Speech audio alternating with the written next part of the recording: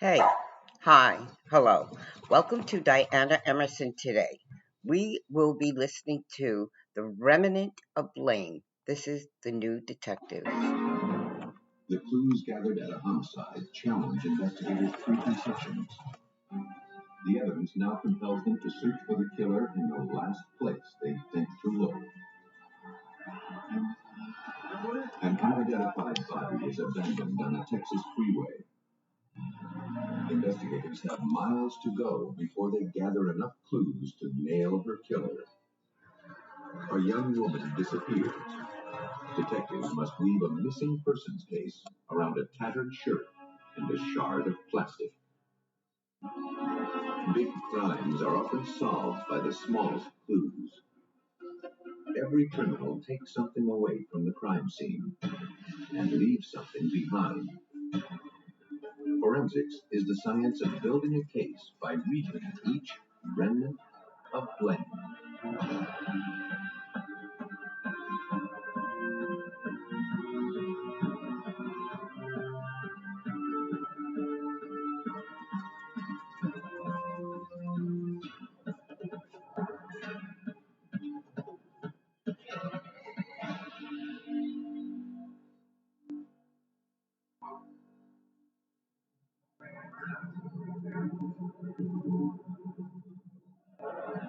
Northeast of Atlanta sits the city of Sugar Hill, Georgia. It's a little city of about 5,000 people, but it found itself in the midst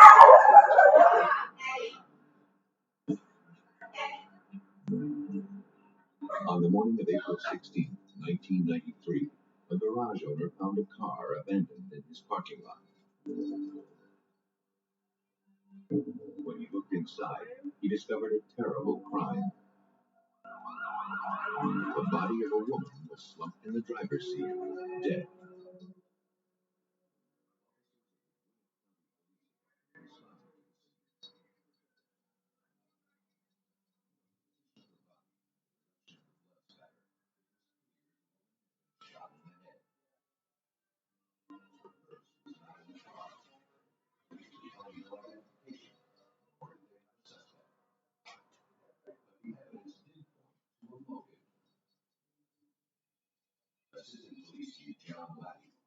This was a carjacking gone wrong. The ignition was on, but the engine was off, gas in the tank. She had power windows, and her window was rolled down, but she was seatbelted in the car. In a random crime like carjacking, the perpetrator leaves few clues. Police didn't even know where to begin. All that changed with the arrival of a man named Michael Thompson. Driving by the scene, he noticed the commotion. Then he saw the car. It looked like his mother's. To Laddie, Thompson's arrival was too much of a coincidence. We were interested in him due to the fact that he showed up at the scene about the time we did. Um, Also, he had a shady past. He had a criminal history, was a suspected drug user, and so therefore the preliminary suspicion fell on him. Michael Thompson confirmed what the vehicle registration had indicated. The victim was his mother, Emma Jean Thompson, age 53. When police checked into Thompson's background, they learned that his mother had called police in early April to report a burglary. Remnant County Police Officer Michael Chappell responded to that call. He was told that $7 of the $15,000 the victim kept taped to the back of her dresser had been stolen. Michael Thompson didn't know it, but Emma Jean had told Chappell she thought her son might have stolen the money. She was banking on Officer Chappell to catch the burglar and, if possible, find her money. She actually showed him, upon his request, the remainder of the money, which was probably estimated to be in the neighborhood of $7,000. And all the money was in new $100 bills. Officer Chappell assured the victim that the money would be easy to find because it was in consecutively numbered brand new bills. After the murder of Emma Jean Thompson, police discovered that the rest of the cash was missing from its unusual hiding place. They believed Thompson might have killed his mother for the money. They would just have to prove it.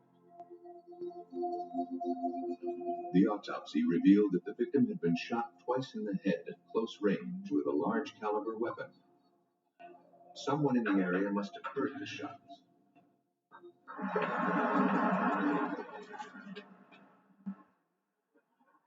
Police set up roadblocks to question drivers about what they remembered from the night before. They found an unusual number of potential witnesses. Emma Jean Thompson had been murdered on April 15th. Traffic driving past the murder scene on the way to the nearby post office had been heavy.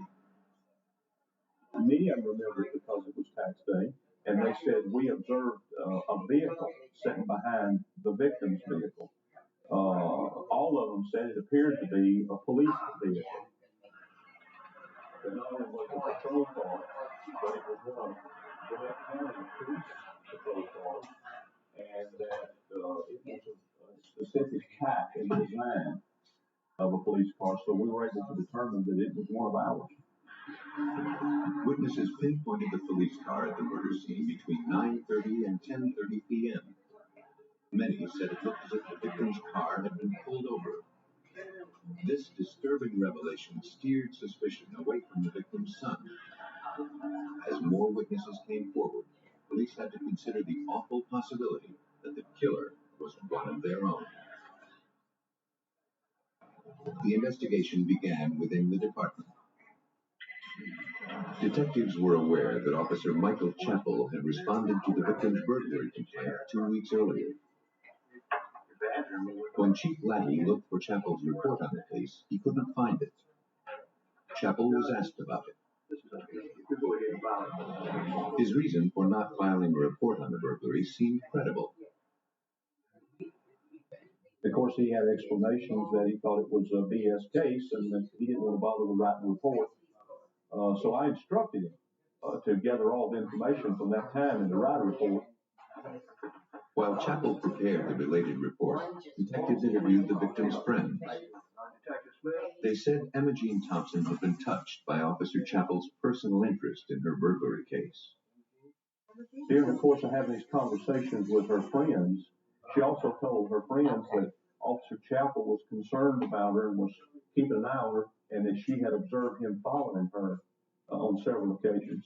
She believed that he was concerned about her and was looking out for her. To detectives, it was beginning to look as though this guardian angel may have had only his own interests at heart. But they had no evidence to support this theory. Chappell had an alibi at the time of the murder. He said he went to the firehouse to watch TV between 8 and 10:30 p.m. Interviews at the firehouse, however, did not delay suspicion. His friends agreed Chappell was present that night at 2, but no one could agree about when he left. Chappell's alibi was shaky. He still might have had the opportunity to commit the crime. A background check revealed a possible motive. Before the murder, Chappell had been heavily in debt. After the murder, his creditors told police he paid off what he owed with crisp $100 bills. But this would never be enough to convict one of Gwinnett County's finest. Detectives needed more proof before they could make an arrest. They had to be absolutely certain. Investigators soon learned the victim may have met her death by appointment.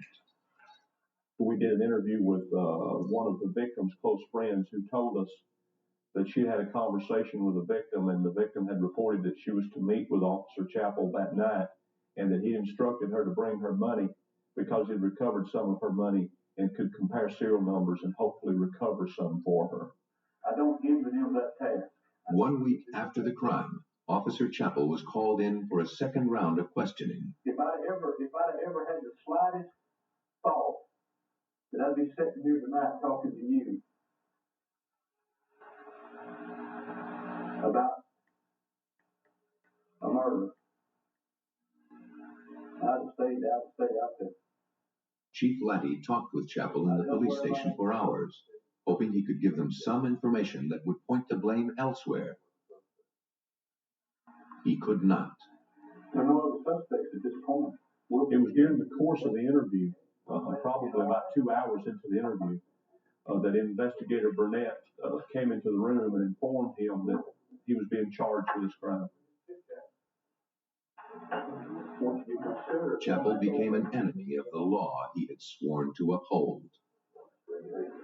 He reacted by slumping, sighing, and began to talk about the fact that he knew there was no bond for a murder charge and an armed robbery charge, and he'd probably be in jail for a long time before he could prove his innocence. That is overwhelming evidence. All I've got is what I know happened, and that might not do me any good. I have no alibi. I have nothing. Nothing would make Laddie happier than if Chappell could prove he was innocent. But friendship must take a back seat to justice. The chief knew what he had to do. Chappell was relieved of duty and told to turn in his gun and his badge. It was important to treat this case like any other. Only the evidence could prove whether or not Chappell pulled the trigger.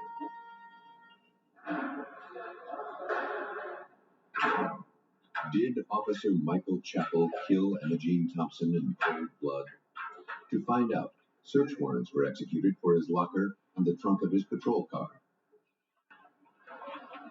Chappell's belongings were entered as evidence and examined closely.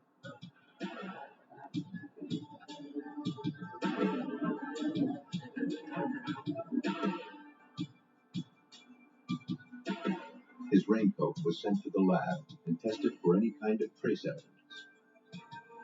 Tests for minuscule amounts of blood were positive. The stains were shaped like high-velocity blood spatter.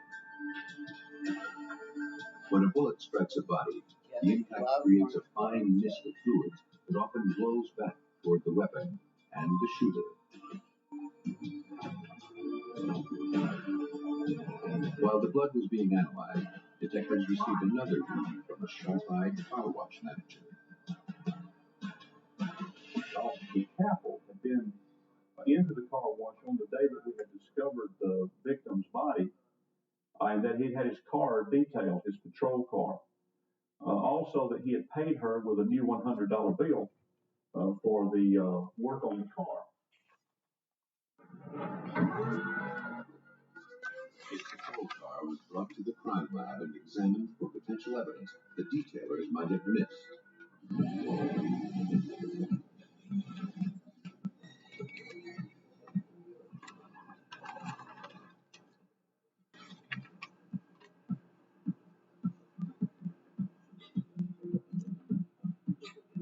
An adhesive strip was used to lift any hair or fibers left by the victim.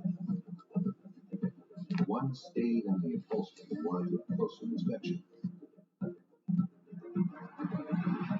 Jennifer Archer, the Georgia Bureau of Investigation of Serology and DNA Unit, was given a head start on her work. When I received the call from the Gwinnett County Police Department, they indicated to me that they had performed a field test called luminol. This test showed them that there was a possibility that there was a blood stain on the armrest of the car seat of the patrol car. Archer tested a swatch from the armrest to see if the stain was truly blood. She dabbed the cloth with two moistened cotton swabs. Each swab was then treated with a different chemical. Both swabs changed color, confirming the presence of blood. Was the blood human? Scientists had a test for that, too. A drop of the unknown blood was added to a sample of human antiserum, an enzyme that reacts with proteins found only in human blood. Gravity pulls the blood through the antiserum. If the blood is human, a white line appears. The blood in the police car and on the raincoat was human. Food, costume, shoes, clothing, toys, Only the results of a trains. DNA comparison could definitely link the bloodstains to the victim, Emma Jean Thompson. The blood was placed in a gel medium and subjected to an RFLP test. In this process, mild electrical current separates the longer and shorter fragments of DNA into a banding pattern unique to the donor. Upon inspection, the patterns in the victim's DNA resembled the sample taken from the cruiser's armrest. Computer analysis statistically confirmed the match. Visit aquarium, zoo, No more park, than 1 in 10 botanical billion gardens, people share. pet stores. Detectives have forged an unbroken chain of evidence between Chapel's coat, his vehicle, and the blood of Emma Jean Thompson. The lab confirmed the grim reality. One of Gwinnett County's cops was a killer. With the forensic evidence in place, France, events leading up to the Dubai. murder became clear. On April 15th, Chapel arranged to meet his victim to rob her of the money the burglar had left behind.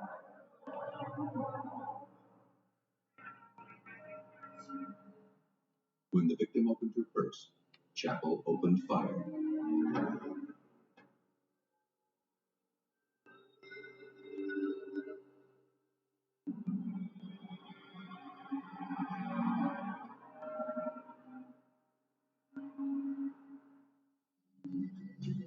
Most of the incriminating blood evidence on the coat and in the patrol car was barely visible to the naked eye.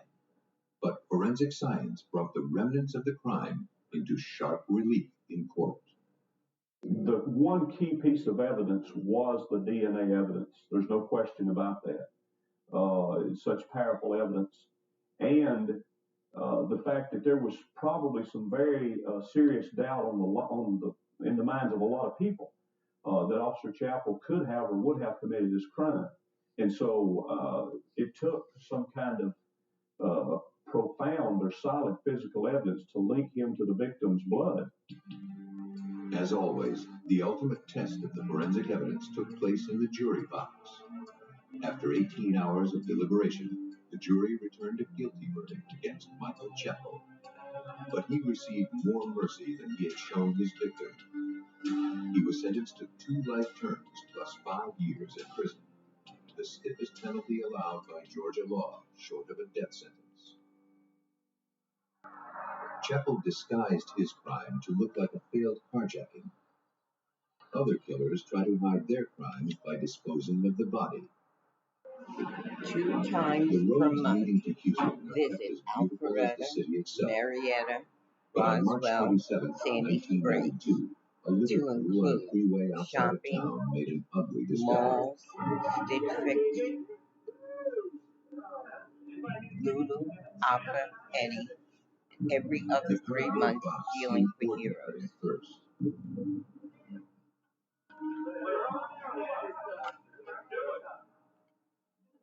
But when they pulled back the flaps, they found themselves staring into a makeshift coffin. Within lay the dismembered remains of a human being. The Houston Police Department's Homicide Division dispatched a forensics unit to the scene. Technicians scoured the roadside for evidence. The victim had been dead several hours. Dismembering the body would have spilled up to 12 pints of blood, but not a drop of blood or any other clue was discovered in the vicinity. Sergeant Mike Peters believed most of the forensic evidence lay elsewhere. Well, the conclusion that we came to is that this wasn't the actual crime scene. This was just a place where the victim had been placed by the suspect after the crime occurred. Police had to rely on the box's contents for leads to the killer. Besides the body, it didn't contain much. Just an old blue blanket.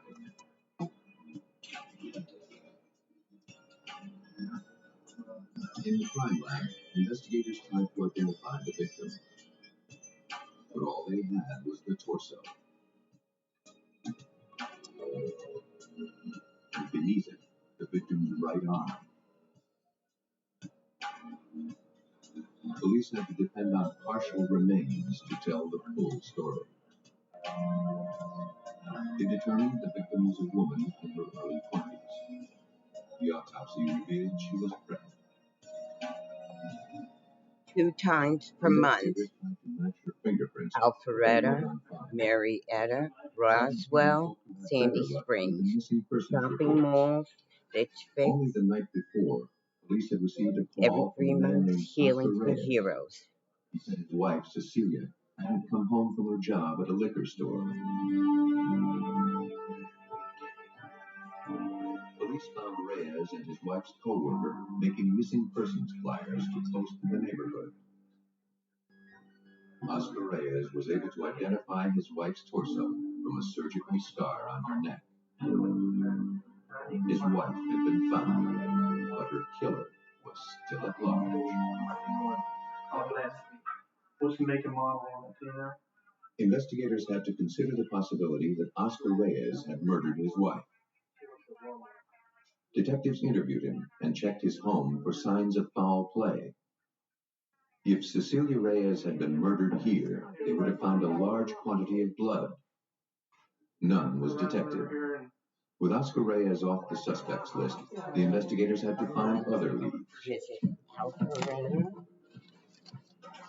Marietta, Roswell, and Sandy Springs. Stitch Fix, shopping mall. Her manager said that she was last seen the night before as she headed home.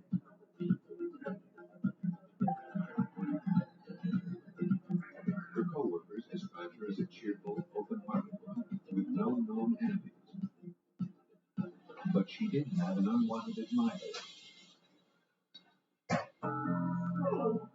A man named Gerardo Marquez occasionally hung around the store. They said he enjoyed flirting with the women, especially Cecilia. He often brought her presents, though she asked him not to. He seemed strange, but harmless enough. Police paid a visit to Gerardo Marquez, who lived a few miles from the liquor store. He was a 36-year-old part-time fence builder who had a girlfriend. He was distressed to learn of the death of Cecilia Reyes.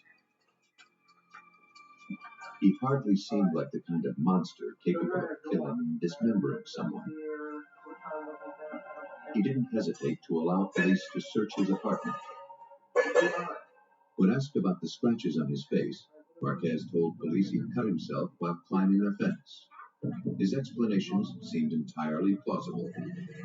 His manner was completely disarming.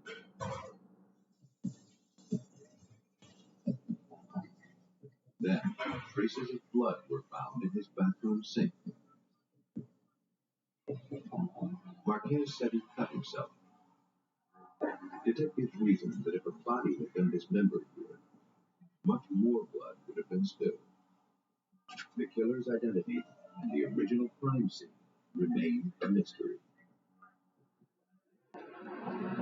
At the Houston Police Department Crime Lab, technicians looked for clues they hoped would lead to other suspects.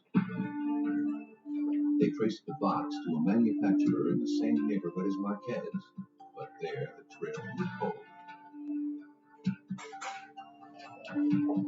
Attention focused on the blanket that had been the victim's shroud.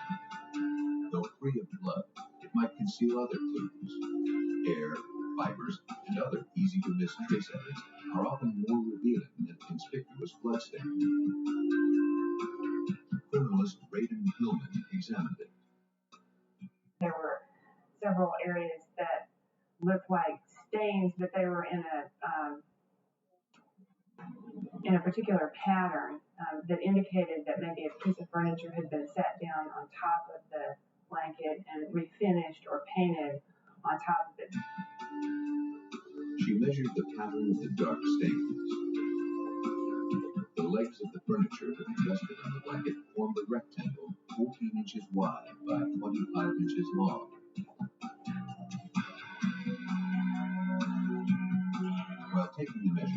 She also noted minute feathers lodged in the weave of the blanket. She sent them for analysis.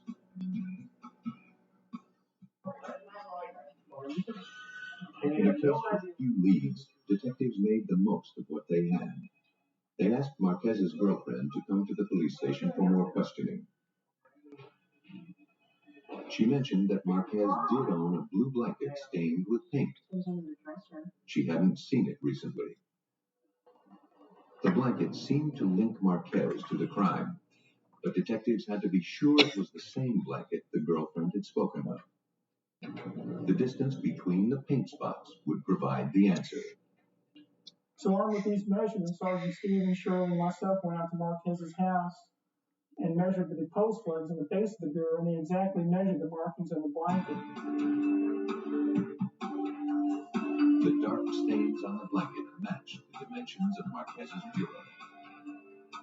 Next, Hillman had to be certain that the stains came from the bureau.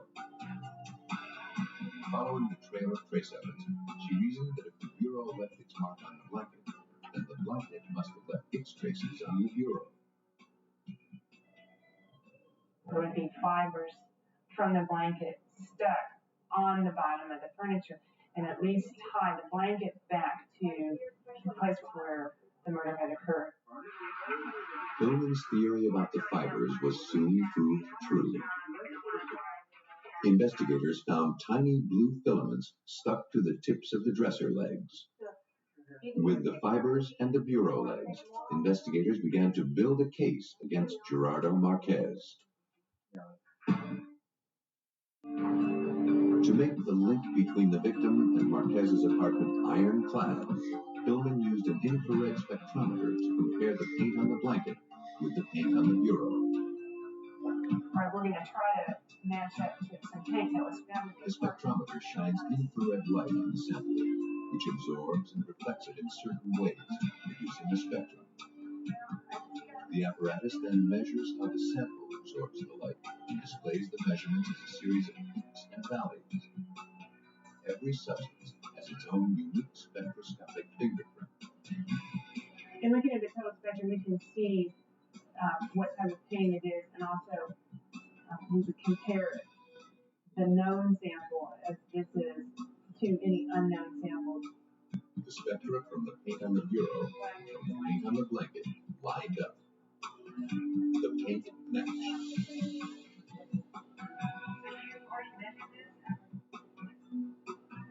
Hillman and Sergeant Peters compared the fibers on the dresser leg with the fabric of the blanket. Once again, the two samples had come from the same source, Marquez's apartment. He had some questions to answer about why this blanket that was obviously affiliated with the victim was now affiliated with his apartment also. Based on the information from the lab, detectives now believe they had found their man. They returned to Marquez's home. He remained cooperative and made it clear that he was eager for police to solve the case. He admitted that the blanket was his, but after using it as a drop cloth, he said he tossed it into a dumpster. The real killer must have retrieved it to wrap the body. The explanation was convenient and irrefutable.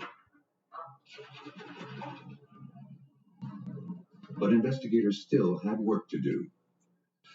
They re-examined his bathroom using glucomalachite, a chemical that makes traces of blood glow. It illuminated blood on the shower curtain. These stains could not have been the result of a minor cut. But again, Marquez had an easy explanation. He disclosed that he slaughtered his own chickens in the bathtub. The freezer contained the proof and the likely source of the feathers Hillman found on the blanket. While they were in the kitchen, Marquez offered investigators some refreshments. Gerardo Marquez was acting like a man who was either completely innocent or totally cold-blooded.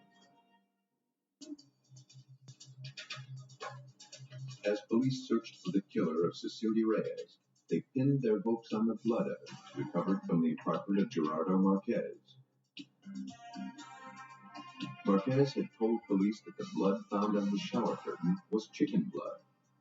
The lab would determine if Marquez was telling the truth.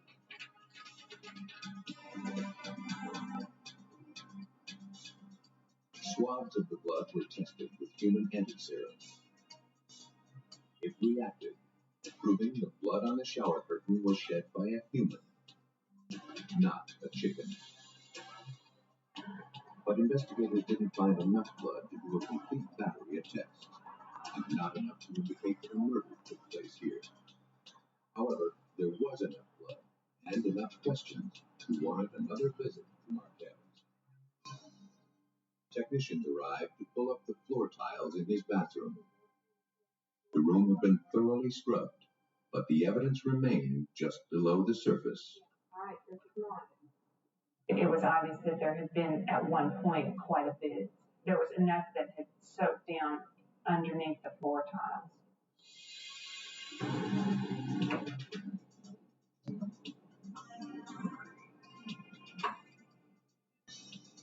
Tests on the sample revealed it was type O.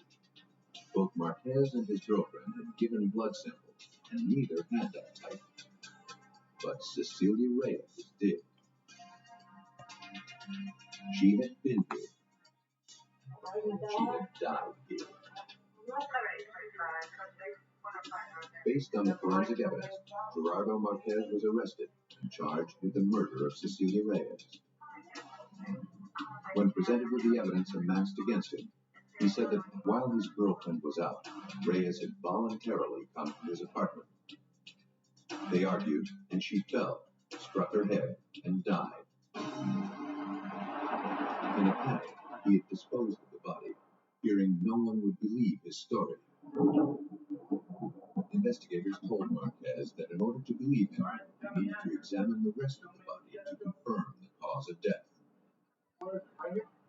Cooperative as ever, Marquez led police to a field on the outskirts of Houston. There, abandoned in two more corrugated boxes, was the balance of the victim's remains.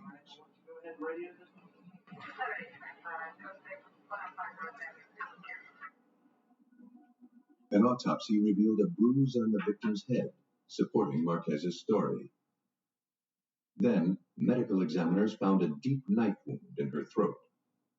The stab wound was above the area where the victim had been dismembered and appeared to have been made by a different type of blade. That suggested the wound had been inflicted prior to the victim's death, and not during the gruesome dismemberment. Once again, the suspect was caught in a lie. Police pieced together what had probably happened on the victim's last night alive. Leaving work as usual, Cecilia Reyes was accosted by Marquez.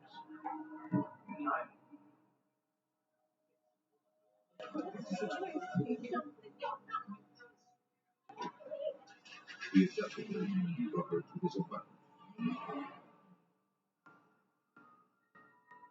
There, she rebuffed his sexual advances, inflicting the scratches detectives had seen on his face. During the struggle, he stabbed her to death. To expunge evidence that the victim had ever been at his home, Marquez dismembered her remains. Then he placed the body inside 3 cardboard boxes. In the dead of night, he abandoned the boxes miles from his apartment. Though the suspect's guilt was ultimately written in blood, an ordinary blanket propelled the investigation. Gerardo Marquez was convicted of capital murder and sentenced to life in prison.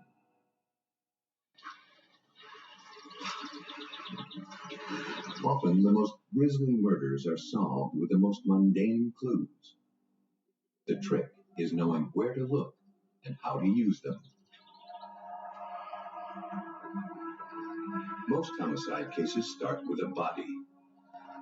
This one began with a chance observation. A torn shirt, half hidden in the grass, and a dark stain in the road that might be blood. When Officer Kenny Corcoran noticed them soon after breakfast one Sunday outside his house on Smiling Acres Road in Tangipahoa Parish, Louisiana, he knew just what to do. Call Detective Chester Pritchett. Hey, when I got Chester, got blood in the road here. Got you see the marker for car. As soon as he arrived, Pritchett wanted to see what Corcoran had found. There was a stain in the road, Corcoran explained, most likely blood from a deer or a dog hit by a passing car.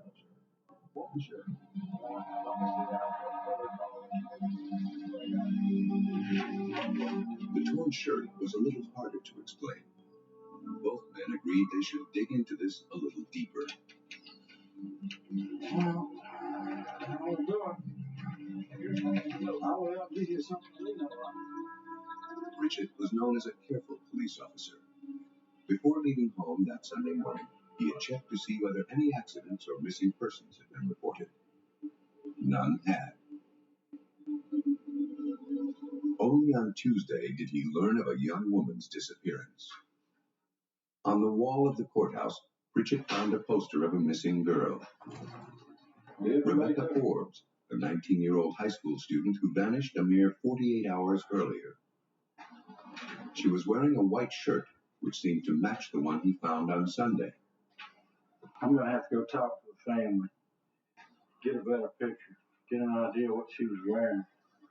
For Pritchett, her disappearance and the discovery of the torn shirt were sufficient grounds to begin an investigation.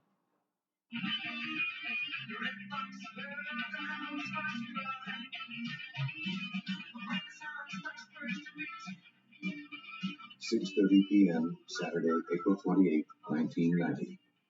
At her home in Dedham, Louisiana, Rebecca Forbes prepared for a night out at the Italian Festival in nearby Independence. It was the last time Virginia Forbes would see her daughter alive.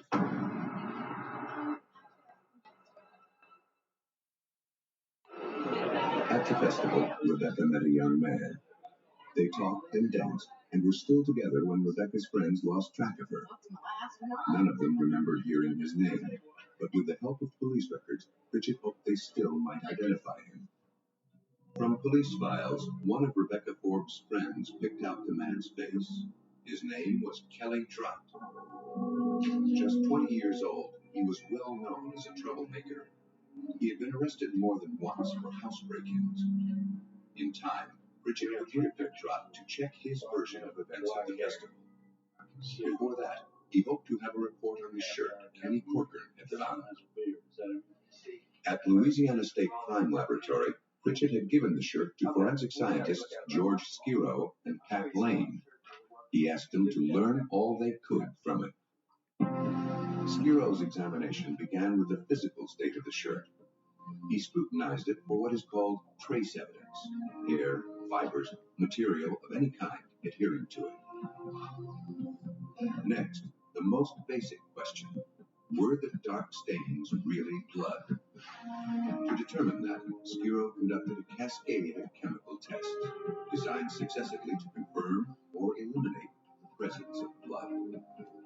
First, the cotton swab was moistened with distilled water.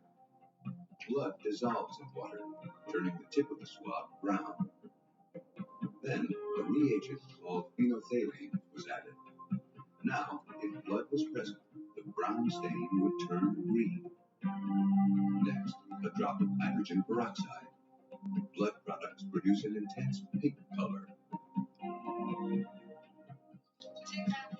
Finally, Skiro carried out a test to confirm his diagnosis.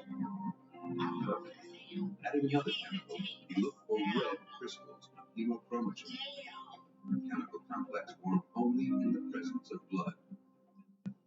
And this is the final step in proving that substance is blood. It's not species specific, this particular test. It just tells us that blood is present. For Skiro, this was just the beginning. He would schedule further, more elaborate tests. Was it human blood he had found, or that of some animal? And if it was human, whose was it? Getting answers would grow more urgent as the investigation progressed. Meanwhile, Pritchett returned to Smiling Acres Road, which he had declared a crime scene. Inch by inch, his men scoured the ground, collecting anything, however insignificant, that could be a clue. We recovered cigarette butts. It's a possibility of saliva off the cigarette butts. Maybe assistance. We've got a couple beer cans, a bottle that could yield the same thing. And there was this, a tiny piece of clear plastic. I'm going to submit that, all these other items to the crime lab, just see if they can do something with them. Can we make it a good? Was the fragment of plastic just roadside litter, or was it a clue? Several more weeks would pass before its true significance emerged.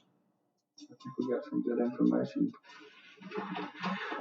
On Friday, May 4th, 6 days after Rebecca Forbes' disappearance, Detective Chester Pritchett finally caught up with suspect Kelly Drott. Did he simply have a brief encounter with Rebecca? Or did he know more than he was prepared to say? Drott admitted to meeting Rebecca. She bummed a cigarette from him. They danced. At around 10 o'clock, she disappeared into the crowd. That was the last Drott saw of her, he said. Casual charmer or not, Kelly Drott's story began crumbling as soon as investigators examined his car.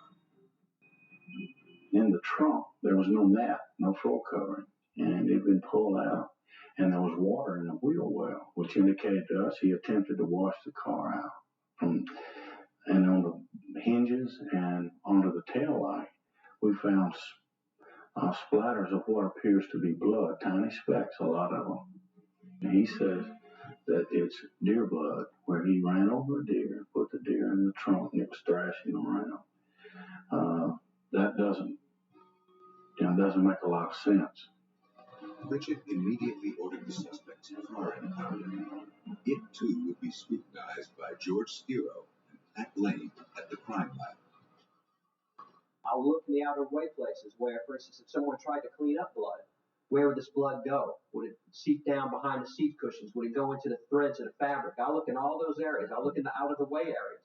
As the search continued, Skiro began noticing blood in places inconsistent with someone having hit a deer. Blood marred the inside of the door jambs and the light switch. Now the pressure was on. Skiro had to determine the source of the blood, from the blood-stained shirt and in Kelly Drott's car. Okay, once we determined that there was human blood on the blouse and human blood in the trunk, the next step was to do an ABO blood type and try and determine what type blood it was. When we did the examination, we found out that both samples from the blouse and in the trunk of the car were type O blood. The test was less conclusive than Skiro had hoped. Type O blood is the most common human blood group. Here, as it turned out, both the possible victim and the possible suspect possessed it. So it did not provide any information of value. The next step was to send it off for DNA analysis to see if a more specific genetic profile could be built up on bloods. It would require several weeks for the DNA tests to be completed. Before that, the case would take a dramatic new turn. Sunday, May 19th, 3 weeks after Rebecca Forbes was last seen, two men hunting along the Tangapahoa River stumbled across a badly decomposed corpse.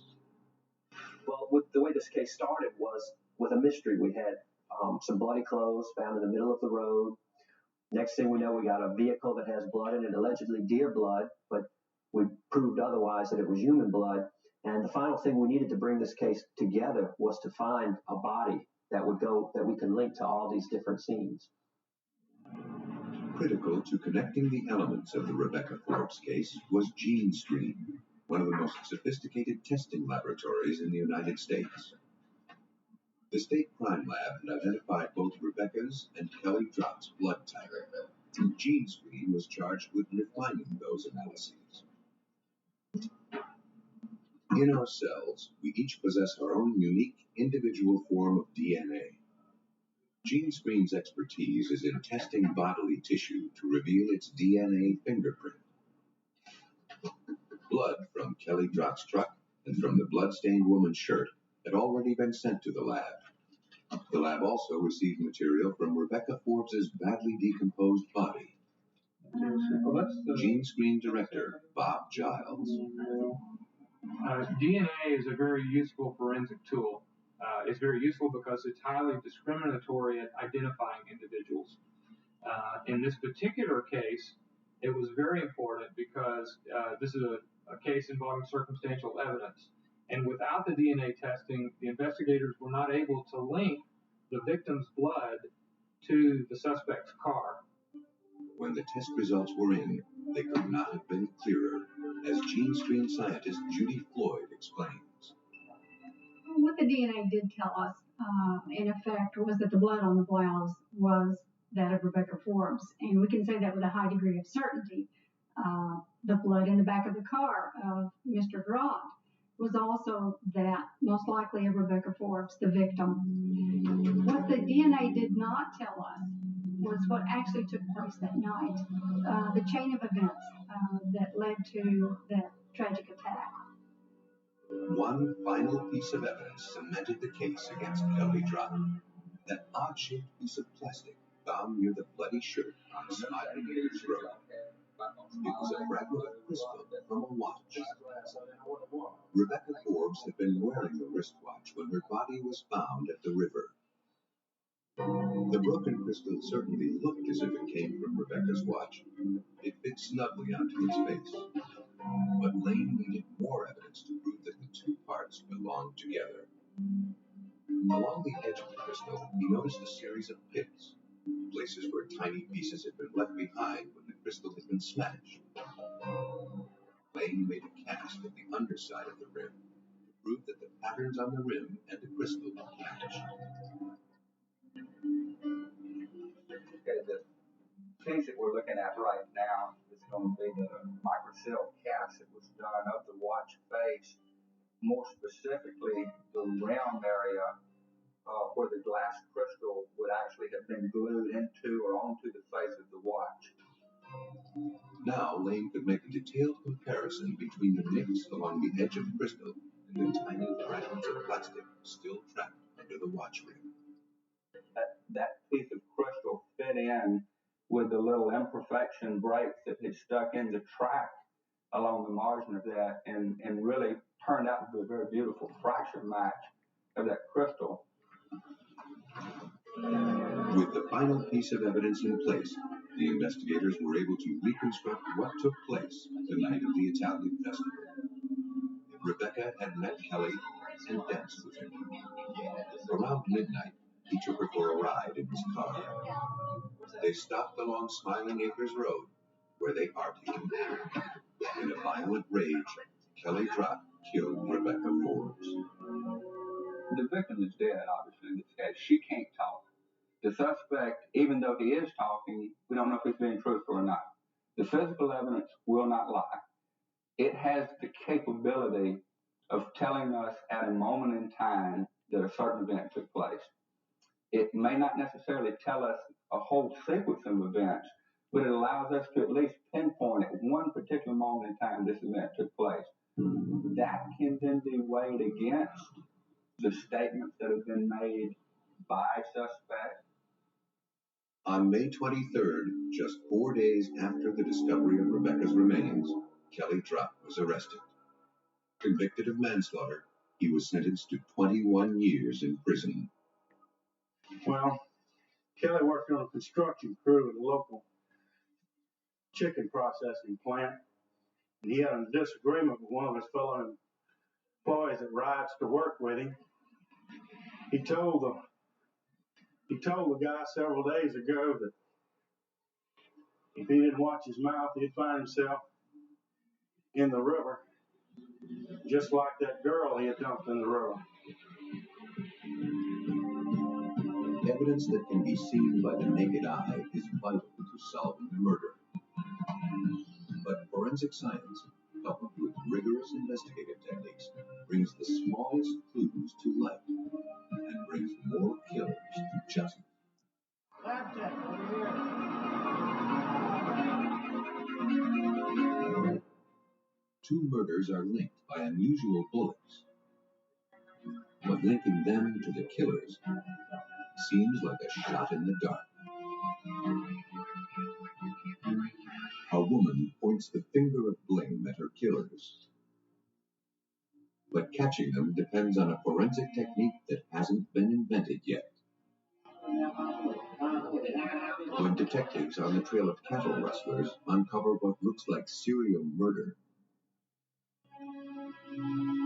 they call on forensics to help them round up their suspects. They say that a burden shared is a burden halved, but when partners team up for murder, the weight of their crime can drag them both down. The burden of proof is on forensics to capture partners in crime.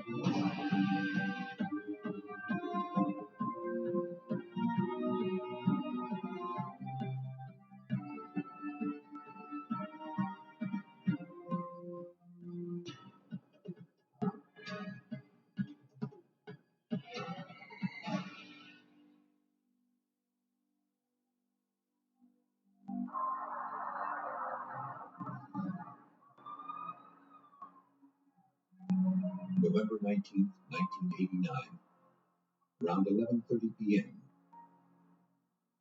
on the mean streets of Trenton, New Jersey, a passerby discovered a brutal murder.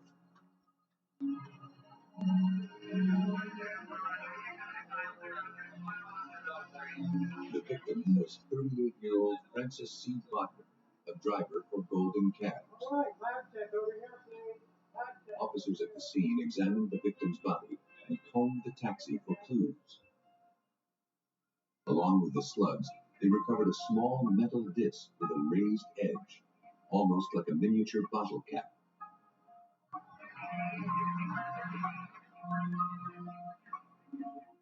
It was a puzzling find. Detective Lieutenant Michael Salvatore felt it held the key to solving this crime. Tell me about the case from last night. Because no one had ever seen that type of bullet before, that there was a possibility that the bullet had been created by an enthusiast, someone who loads their own bullets at home. If that were true, the bullets would be almost impossible to trace. But Salvatore hadn't seen the last of them. Just 4 hours later, he was called to another murder scene. A second taxicab driver was shot dead. Willie Rogers, age 33, had been discovered in the taxi he drove for the Diamond Cab Company. What do we got, guys? Again, investigators recovered the same odd metal disc, along with a spent bullet. And in both cases, witnesses reported seeing 3 black men in the taxi prior to the murder. The evidence technician soon produced another clue, a fingerprint lifted from the first taxi's front passenger side door. The Trenton Police Department's evidence lab transmitted the print to the National Fingerprint Database, a clearinghouse for fingerprint evidence from around the country. It would take some time before the results came back. And there was no guarantee the print on the cab belonged to the killer. The Mercer County medical examiner performed the autopsies later that day. Bodner and Rogers were both killed by a single shot to the back of the head, execution style. The executioners left behind little besides the unusual bullets. To solve the execution-style murders, Trenton police had to rely on ballistic evidence taken from the crime scene. It's all they had. By 11 o'clock on the morning the drivers were killed, Trenton police had delivered the bullets to the New Jersey State Police Lab's Captain Mike Lysinger. The bullets perplexed him as much as they did Detective Salvatore, and Lysinger had been a ballistics expert for more than 20 years. His reference books show that the little metal cap was called a gas check. The gas check is very unusual because you never see this in commercial ammunition. This was the first time we have ever encountered a gas check, as long as I've been in ballistics. This was something unique to us. A gas check is placed on the base of the bullet to keep it from melting and clogging the gun barrel with lead. Many people who make their own bullets use gas checks. But Lysinger could tell these bullets were commercially manufactured, though no American company made them. Now he had to determine what sort of gun fired them.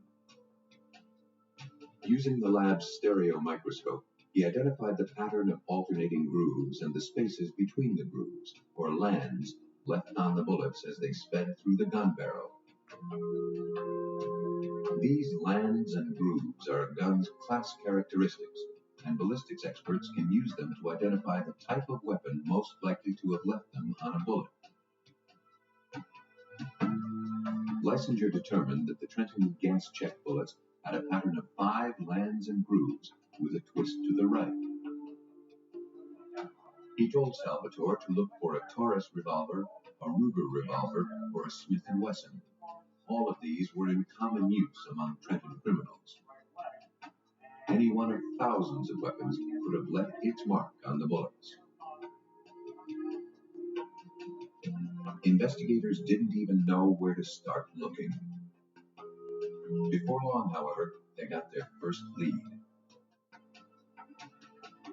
In the early morning of November 27th, an anonymous caller told Trenton police that 2 of the gunmen were twins, named Ron and John Allen. Later that same day, John Allen was picked up for smashing car windows during a street fight. Investigators had him brought up for an interview. John Allen said he had been with his twin Ron and their friend all evening the night the cabbies were killed. They had hung out at a couple of clubs until 3 a.m. Salvatore wasn't convinced, but without physical evidence tying John Allen to the killings, he had nothing.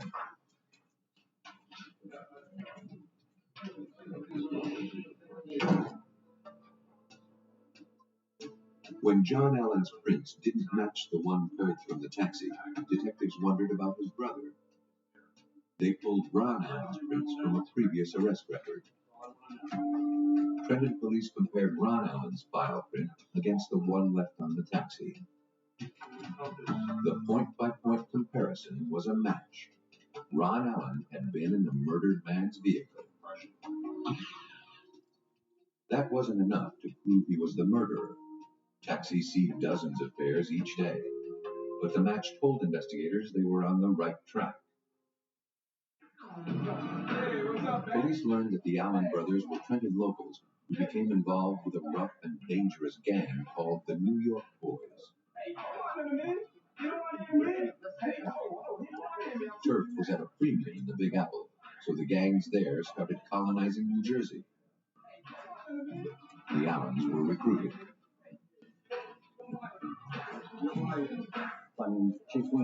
Detectives continued to interview friends and enemies of the Allen brothers, hoping to poke holes in their alibi, hoping for anything they could use. On the street, just about everybody knew what was going on, but unfortunately, in a lot of the homicide cases I've worked on, people are very reluctant to come forward and give that information up. The information they gathered continued to implicate the Allen brothers, but stopped short of being enough to arrest them. Then, on the evening of December 20th, 1989, one courageous eyewitness stepped forward. When police assured him that he'd be safe, he agreed to talk. He told police that he was parked directly behind the first victim's taxi during the crime. He saw Bodner shot from behind, heard the window shatter. Then he drove past the cab, fast, and saw 3 men going through Bodner's pockets. He identified Ron and John Allen as 2 of the 3 men he had seen in the cab that night. The dragnet was closing in on the Allen brothers. But a single fingerprint and a rushed eyewitness account might not be strong enough to win the maximum sentence for these alleged killers. Detectives still needed to find a way to use the killer's ammunition against them. That's what I'm talking about right here. The investigation into the gang-style murder of two Trenton taxi drivers was making slow progress. Police had a witness who could place the Allen brothers at the scene of one driver's murder. Now they had to place a gun in their hands. They got help from a police informant. What do you got? Yeah, that's what I'm talking about. You're interested? He told police that the Allens had tried to sell him guns and ammunition several weeks back, and that the guns had two bodies on them, two murders. Let me think about that. He didn't buy them. Right? Think about it, right? Exactly. To prove the Allens' involvement, Detective Salvatore needed those guns. He sent the informant out to get them. The informant risked his life to do so. On vacation tonight? Within 2 days, we received a phone call from the informant, and he had the weapons. He turned over the two revolvers and a fistful of bullets that he had just purchased from the Allens. Or cabbies. We also have... Salvatore sent the guns to the ballistics lab to compare with the slugs recovered from the taxis. It's the same class. Both guns had 5 lands and grooves with a right-hand twist. Both could have fired the bullets found at the crime scenes. Another test would determine if one of them actually had it. The guns were test-fired. The marks on the test-fired slugs from one of the guns matched the fatal slugs. Investigators had found the weapon they were looking for. The gun that killed Francis Bodner and Willie Rogers. Police obtained the warrants they needed to arrest the Allens. Officers swarmed over the places where they usually hung out. They found John Allen and brought him in. Ron Allen called Detective Salvatore a few hours later, asking about his twin. Detectives had the call traced. While I was talking to Ron on the phone, we had a couple teams out here in West Trenton, a couple detective teams poised in various locations out here because we knew this is where they frequented and where he probably was. And as soon as we got the information from the Bell operator, we fed that information to our units on the street, and they came here and they forced their way into the house and arrested Ron Allen, who was still on the phone with me at the time of the arrest.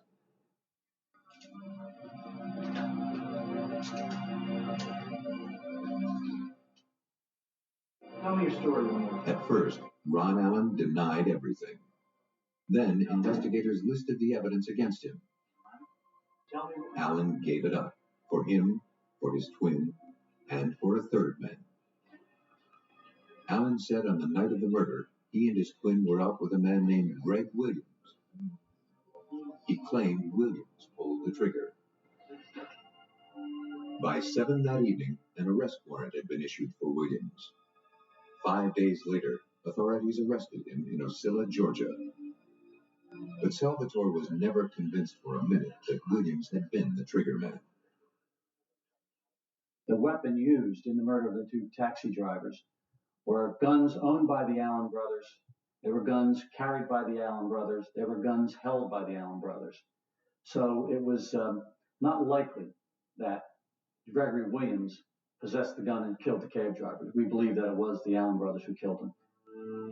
On July 10, 1990, Ronald and John Allen were convicted of the taxicab murders. On August 16th, they were sentenced to 2 consecutive life terms. The Allen twins will be over 100 years old when they become eligible for parole. For his part in the crime, Greg Williams was sentenced to life as well. The Allen twins and Greg Williams killed 2 men for just over $100. Money they intended to spend in New York City to buy drugs they could peddle in Trenton. In jail, the Allens bragged about robbing and killing the taxi drivers, saying they were easy targets. With ballistics evidence, so were the Allens. The Allen brothers found their victims on the streets. But staying at home doesn't necessarily mean staying safe. Los Angeles, April 17, 1991. On this morning, Marilyn Rush knew something was wrong when her friend Joan Dawley didn't show up for work. Joan was never late, and she wasn't answering her phone. Concerned, Marilyn drove to the house Joan shared with her husband Dennis to make sure she was all right. Even though Joan's car wasn't in the driveway, Marilyn went inside to check on her friend. She found her in the bedroom. Joan? Joan? Joan? Joan? Oh,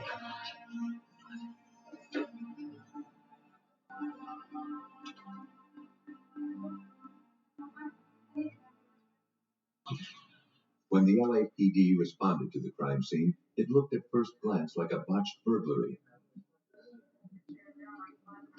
The bedroom had been ransacked. Joan Dawley's bruised hands told investigators that she had tried to defend herself.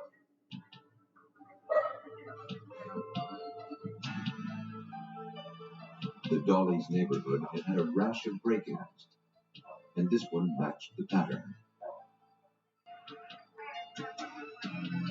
Outside, a screen had been removed from an open window, and a ladder stood beneath it. But as police worked the scene, they began to compile a growing list of clues that didn't fit with the burglary scenario. The damp ground under the window had no footprints or marks from the ladder. The windowsill, where the burglars allegedly climbed in, was clean of any dirt or scuff marks. And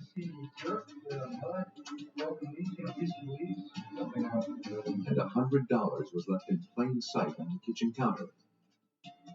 It appeared as if someone had worked hard to make it look like Joan Dawley had interrupted a burglary. LAPD Detective Paul Tippin wasn't convinced.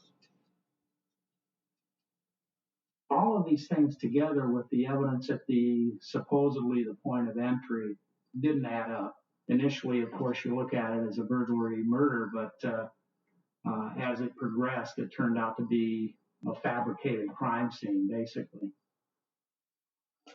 Police suspected the murderer had contrived the scene after killing Dawley. Officers notified the victim's husband, Dennis Dawley, and asked him some routine questions.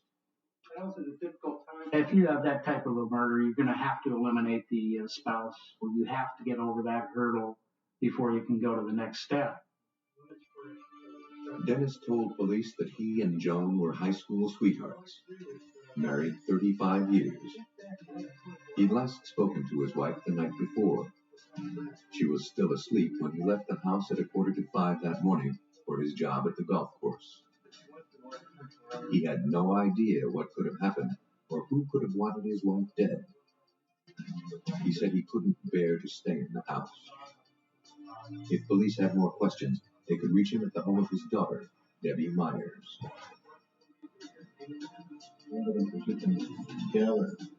With Dennis Dawley above suspicion, Tippin pressed forward in his search for clues to this hideous murder. The autopsy found that the victim had been killed by blunt force trauma to the back of her head. Tests turned up no evidence of sexual assault. The coroner discovered traces of blood and foreign matter under the victim's fingernails. But investigators had no certain way of telling whether it was the killers or the victims. In these early days of DNA technology, accurate testing required large samples. Testing the traces of material from under the victim's nails would jeopardize the sole piece of potential evidence.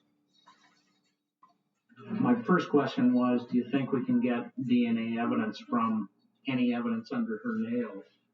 And the answer was yes, but once we do it, then we may destroy all of the evidence through the analysis. So I was real reluctant at that time to do it.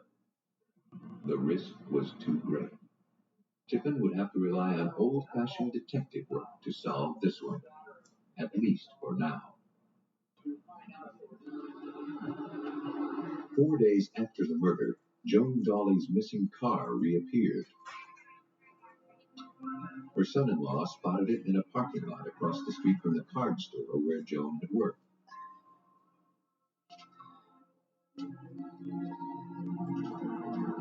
Police found her keys, but no useful clues.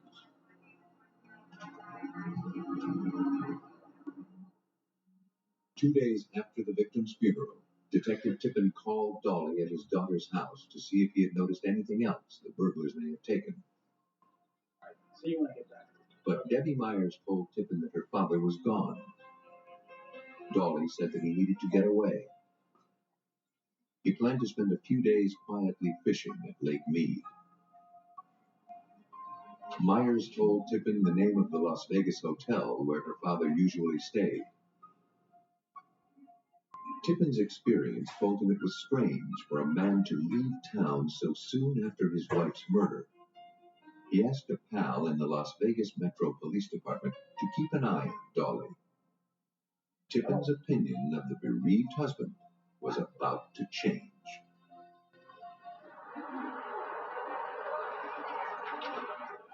The Joan Dolly murder investigation took a strange turn when Dennis Dolly turned up in a Vegas casino at 3:30 in the morning. He was in the company of a woman. Detective Tippin received surveillance photos of the pair. After checking around, the woman was identified as Brandita Taliano. The news didn't sit well. After I determined that he was in Las Vegas with a female, 2 days after he had buried his wife of 35 years, I became very suspicious. Tippin looked into Taliano's background. He found that her rap sheet included convictions for prostitution and drugs. She had no fixed address. He also discovered that Taliano had been staying in the Mission Hills Motel in L.A. during the time of Joan Dolly's murder. The motel was just a quarter-mile down the road from where Joan's car had been recovered. This was worth a closer look. So I went to the Mission Hills Motel, talked with the manager, and basically what happened was he gave me a list of phone calls and phone numbers going back a month. Tippin checked the list of Taliano's outgoing calls. She had phoned Dolly's home, the golf complex where he worked, and a local bowling alley. No barking. It was time to pay a call on Taliano. He traced her to a North Hollywood motel. Lulu. Detective Tippin from the police department. Detectives approached Taliano and asked to search her room. Surprisingly, she agreed without blinking an eye. Generally speaking, I mean, if someone is that cooperative, they're not thinking that they have anything that may develop into a lead or lead you to believe that they were involved in a homicide. The search turned up several pieces of jewelry. Most of it was junk. But one piece looked particularly valuable, and not the kind of jewelry Taliano would normally own. Taliano had an explanation ready. She told them that she was often hired to clean the Dolly's house. While she was there, she took some jewelry, but not entirely without Dennis's knowledge.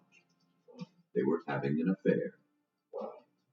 She wanted us to believe that basically she was okay with being around Joan Dolly and Dennis.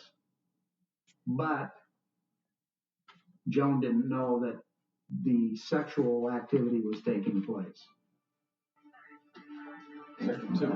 Detectives found a note stating that Dennis was nervous about Taliano keeping the jewelry.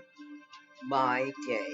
He wanted her to 2 fence it. times a month visit Alpharetta, That suggested he was Marietta, involved in its theft. Roswell, Sandy Springs, try on clothes, A malls, few days later, Stitch Debbie Fix. Myers identified the jewelry.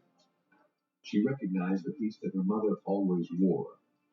If that were true, then Taliano couldn't have stolen it from the victim's jewelry box. Joan's jewelry in Taliano's possession, and a note linking Dolly to the stolen pieces. Too many coincidences were piling up too quickly. Perhaps their secret game didn't stop at theft.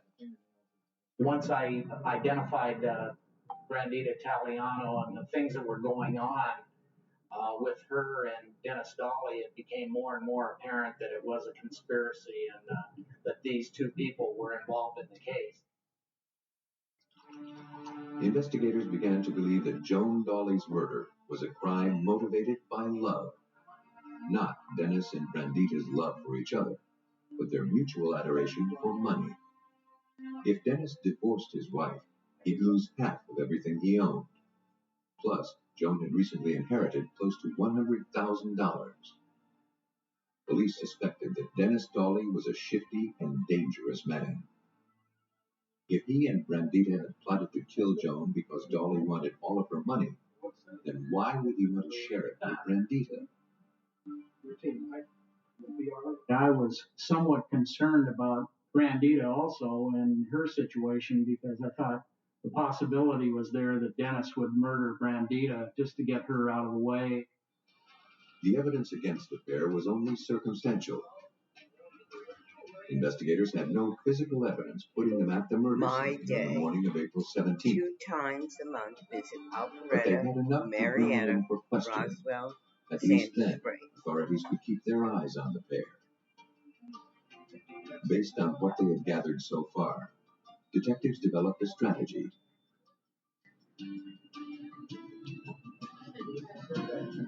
They had 48 hours to either charge them or let them go. It was a calculated risk. Tippin knew he didn't have the evidence to charge them, so he was gambling that once in custody, they'd crack and turn on each other. Dennis admitted to meeting Brandita Taliano on the street, and basically that's all he would admit to was, yes, he was wrong and connecting up with Brandita and having her as a girlfriend. France, But as far as the murder or anything else, he was not involved in anything. Zoos, parks, botanicals.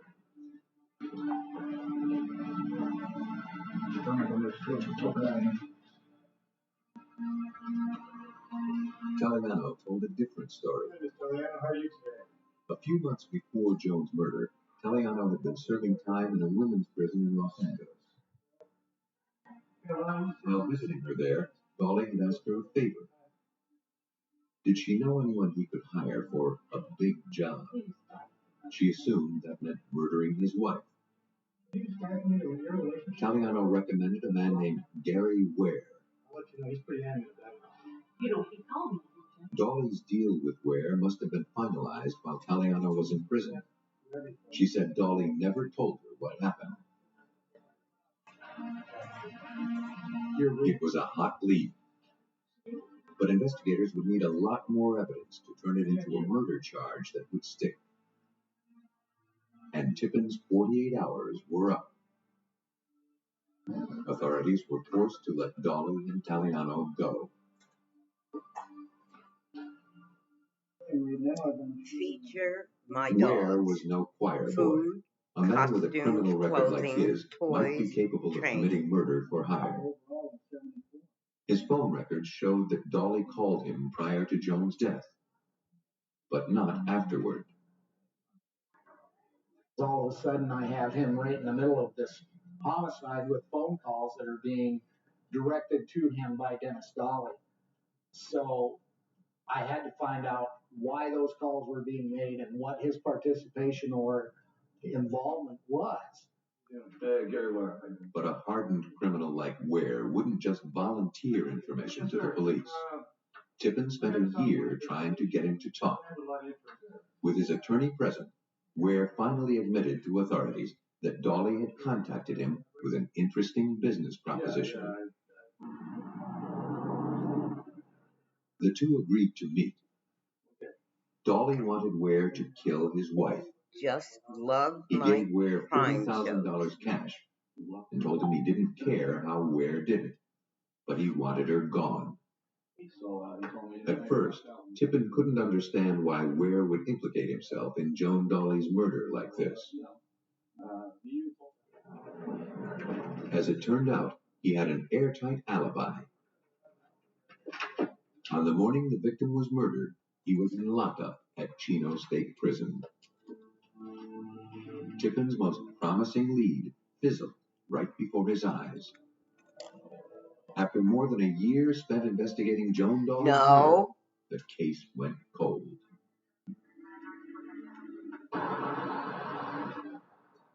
Though LAPD detectives had their suspicion, they still needed hard evidence placing Dennis Dolly and Brandita Taliano at the scene of the murder of Joan Dolly.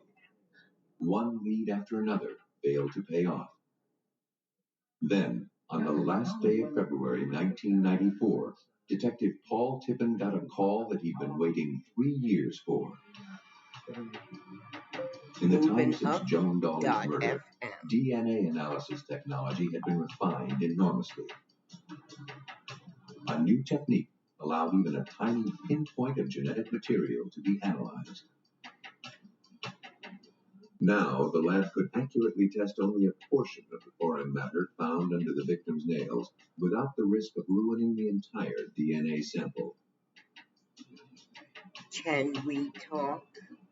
The lab's new testing technology, called PCR for polymerase chain reaction, encourages the DNA to carry out its natural function, continuous duplication.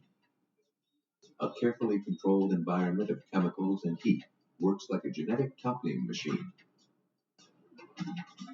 Colin Yamauchi is a criminalist with the LAPD Crime Lab DNA unit. We can start with a small sample and put it in this instrument that can make hundreds and then thousands and then hundreds of thousands and millions of copies of that same DNA. So it was kind of an exciting time in forensic serology when PCR came online and we were able to utilize this technology. With PCR, an immeasurable amount of DNA can be cultivated into a testable and meditation. Sample. The procedure was performed on a portion of material taken from beneath Joan Dolly's fingernails, then compared with DNA from her blood. It didn't match. Someone else's cells were under Joan Dolly's nails. And that meant that the possibility of a suspect's DNA was there. And that was very, very important to me because now it brought about a situation where I could maybe directly connect a suspect to the victim. And that was very, very important. Dennis Dolly's genetic material was tested against the sample from his wife's nails. It came back negative. By this time, Brandita Taliano was in prison for an unrelated crime. A warrant was issued and a blood sample obtained. This time, Tippin got his match. Now there could be no doubt. Brandita Taliano murdered Joan Dolly. But Tippin still wasn't convinced that Taliano had acted alone. Dennis Dolly's knowledge of the stolen jewelry, his attempt to hire a hitman, and a long string of incriminating phone records before the crime implicated him in the murder. I believe truly that they were both in it, they were both involved in it, they were both there when it happened. The jury agreed that Dennis Dolly and Brandita Taliano had conspired and murdered Joan Dolly. Nearly 4 years after her death, her killers were sentenced to 25 years to life. Dolly and Taliano believed that murder was the easy way to wealth. Unfortunately, they weren't the only ones to feel that way. Some people make murder a part of their business plan. Livingston County, north central Missouri. Over 100 years ago, this was wild, rough country under the rule of frontier justice. Today, it it has settled into the essence of rural America. Old-style towns surrounded by farmland. A place where farmers contend with the whims of the weather and the realities of economics. People here believe in an honest wage for honest work. At least most of them believe that. In October 1986, the Livingston County Sheriff's Department received a call from a nearby livestock auction company. A man named Dennis Murphy had passed a bad check for $6,000 to buy cattle. He had paid for the cattle, loaded them into a truck, and vanished. Though Murphy was a stranger, he appeared to be working with a local farmer named Ray Copeland. Ray had attended the auction, and while he hadn't bought any livestock, he provided a truck for the cattle Murphy had bought.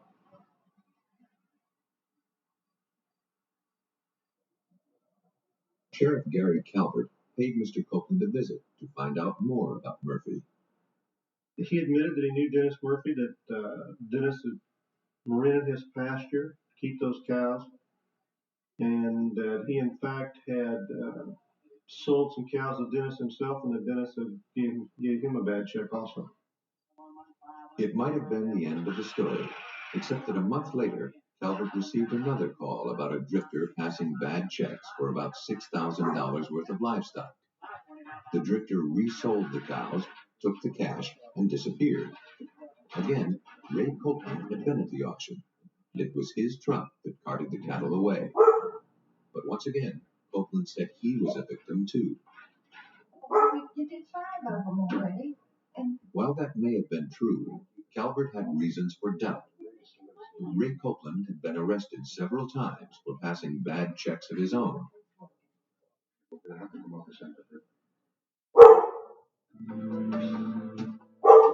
Still, Calvert had no proof that he was behind this.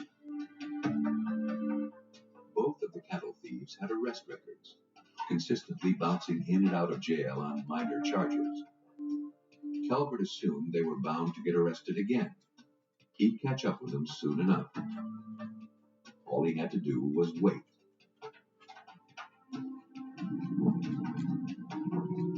2 years passed without any more trouble. Then, in October 1988, Calvert learned about 3 more drifters passing bad paper for good cattle. This wasn't the kind of crime Calvert had seen a lot of. Now he'd seen 5 cases in 24 months. They had to be related. When Calvert ran a check on the 2 men who'd stolen the cows 2 years earlier, he found no record of them. They hadn't been arrested again anywhere. Calvert couldn't believe that these small-time criminals had reformed into model citizens. But he didn't know where they had gone, or if Copeland might truly be involved.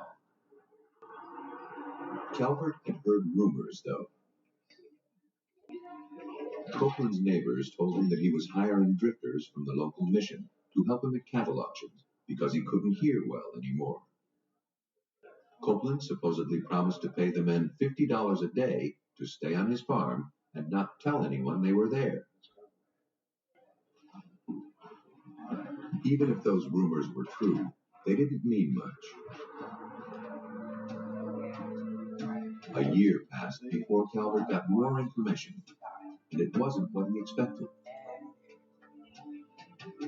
On August 20th, 1989, an anonymous caller to Nebraska's Crime Stoppers hotline tipped authorities to watch out for Ray and Faye Copeland of Mooresville, Missouri. The caller said that he had worked for the Copelands. Ray had made him buy cattle with bad checks and then threatened to kill him. He said he wasn't the first. He hinted that Ray was a murderer. On September 6, 1989, just 2 weeks after the phone tip, the anonymous caller surfaced. Jack McCormick was picked up outside Salem, Oregon, for sleeping by the side of a highway. When the police computer revealed an outstanding warrant, though neither of the Copelands ever confessed, investigators pieced together this scenario. Ray somehow came up with the idea of hiring drifters to write the checks for him. I'm sure that gate is locked. Yeah, the gate, got the gate. Come on. After the men outlived their usefulness, or when the warrants for passing bad checks piled up, There you go. Copeland murdered them, and Fay kept the books. How much is a human life worth? Police estimated that the Copelands made $30,000 from their scheme. $6,000 a victim. They thought no one would notice a few missing drifters. They were wrong. It's often said that two heads are better than one. When committing murder, having a partner gives police twice as much evidence to gather and twice as much chance to catch the killers.